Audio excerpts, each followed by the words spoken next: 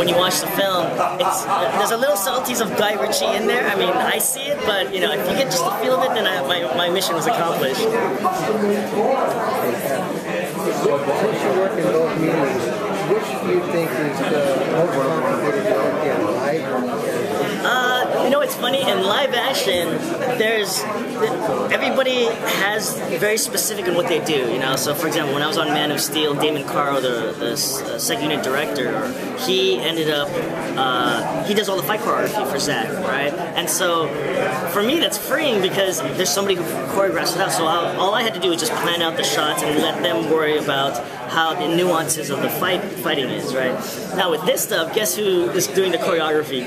I'm doing it all. So myself and my artists, we sit down and at length we go through from punch to punch, backflip to batarang throw, and we have to draw it all out. You know, the nice thing though is that I don't have to worry about like the stuntman saying that I can't do a particular move or getting hurt in a particular stunt because you know whatever I can draw Batman doing, he ends up doing.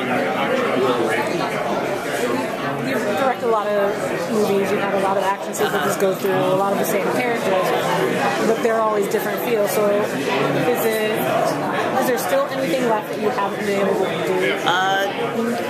No, I mean the thing is that like I keep watching a lot of films. I think I mentioned this earlier. They asked me about how do I keep it fresh. I mean, I watch what other comic book movies are doing live action. Like I watched Winter Soldier. I thought it was amazing. So I'm looking at that going, okay, that's the next bar that's been set by Marvel. Now, even though we're doing animated stuff, like how do I cross that? How do I push with our characters to that same level or even beyond if I can? You know, and that's how I try to do it. I just try to keep up with the Joneses. You know. What's next?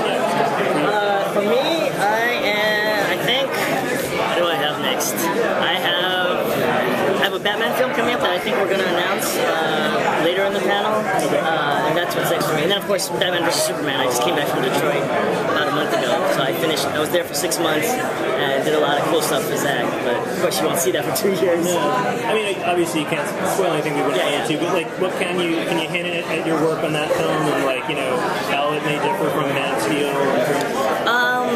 I mean, the great thing though is that like, you know, we're always trying to top what we've previously done.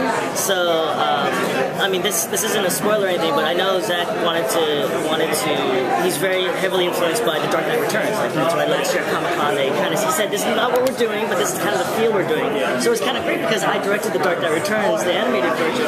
So a lot of the stuff that him and I talked about were things that how I approached it and how Frank had approached it, and how maybe in this film, tonally, how we can kind of get that across because you know it has to set itself apart from what Nolan did. Yeah. You know, so that's what I kind of did, and it was kind of fun doing that. You know, especially the fact that like I usually do in the animated universe, and now I'm going to live action. It's kind of fun, kind of playing with these characters in a different medium. Yeah, but is it tough though with the gritty down-to-earth Batman and anything goes Superman? Yeah. To kind of that. Oh, I gotta go. I gotta go. Let me ask a question.